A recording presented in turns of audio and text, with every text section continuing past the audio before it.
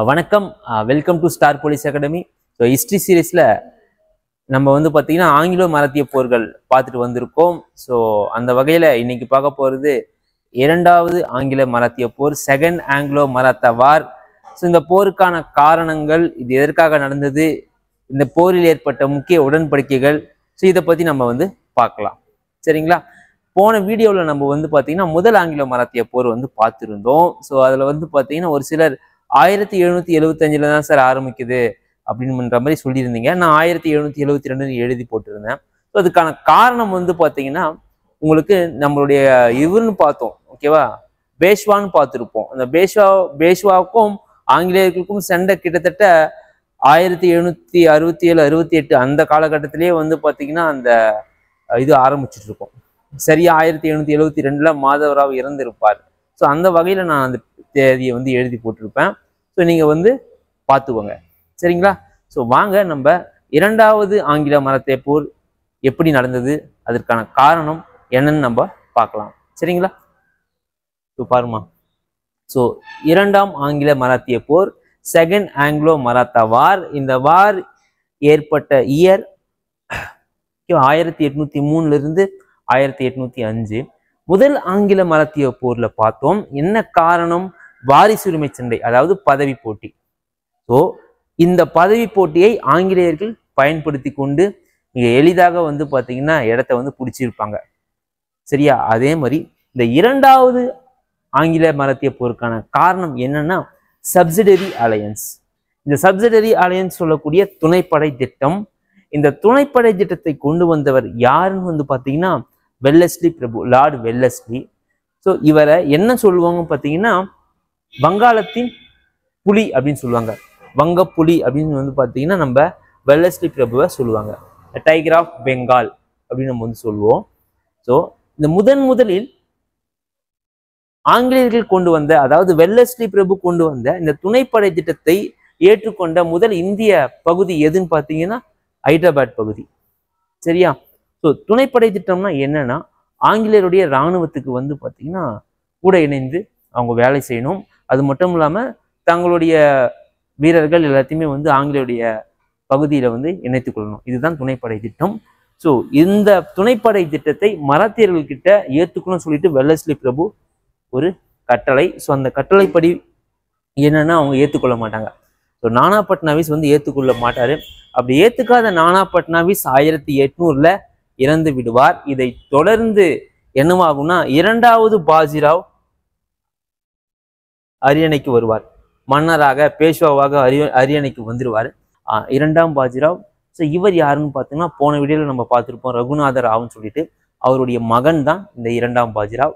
இவர் மன்னராக நானா பட்னாவிஸ்க்கு அப்புறமா இவர் வந்து மன்னராக வருவார். ஸோ இவர் வந்து பார்த்தீங்கன்னா இந்த சப்சிடரி அலையன்ஸில் ஜாயின் பண்ண மாட்டார். ஸோ இதன் காரணமாக என்ன ஆகும் அப்படின்னு வந்து பார்த்தீங்கன்னா ஆங்கிலேயர்கள் இந்த இரண்டாம் பாஜிராவை அட்டாக் பண்ணுவாங்க.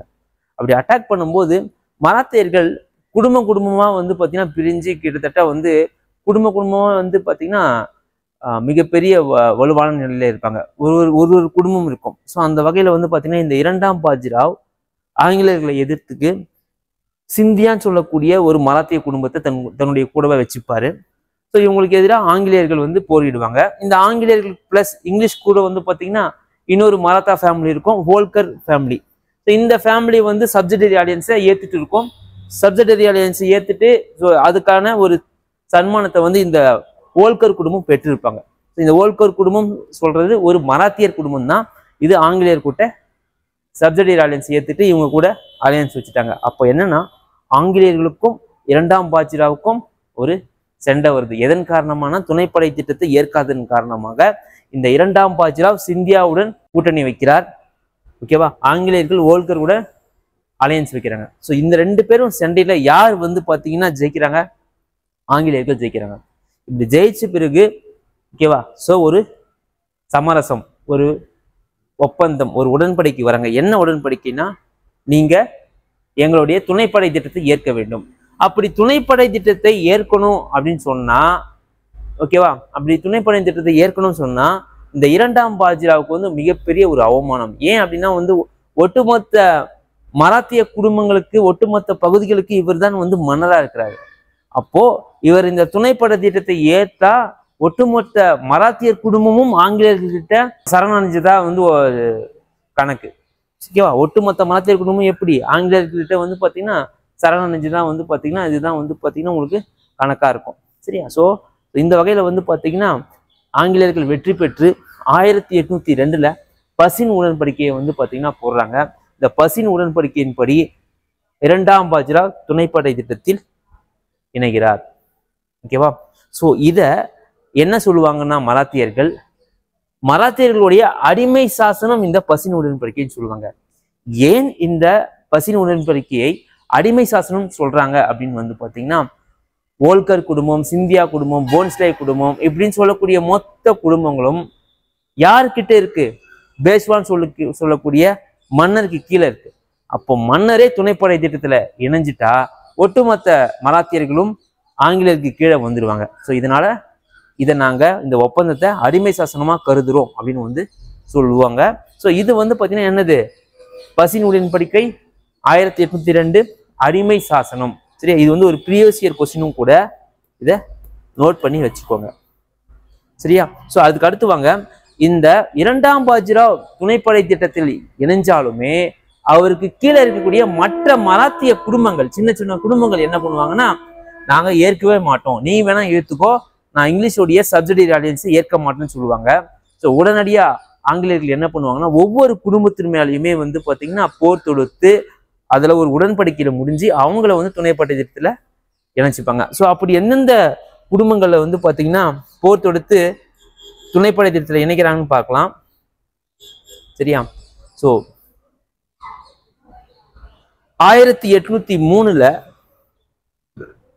போன்ஸ்லேன்னு சொல்லக்கூடிய ஒரு மராத்திய குடும்பம் ஆங்கிலேயர்களால் தோற்கடிக்கப்பட்டு பின்பு சமரசம் செய்யப்படுது.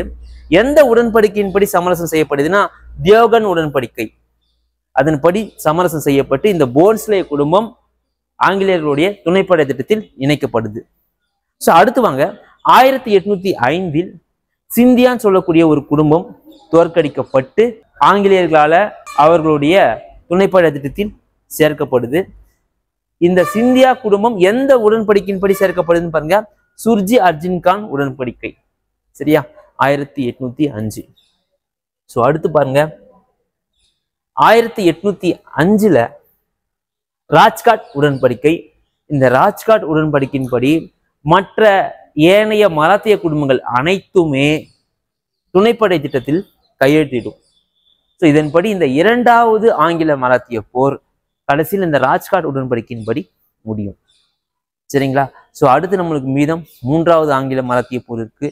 ஸோ நம்ம அடுத்த வீடியோவில் பார்க்கலாம். ஸோ நன்றி, வணக்கம்.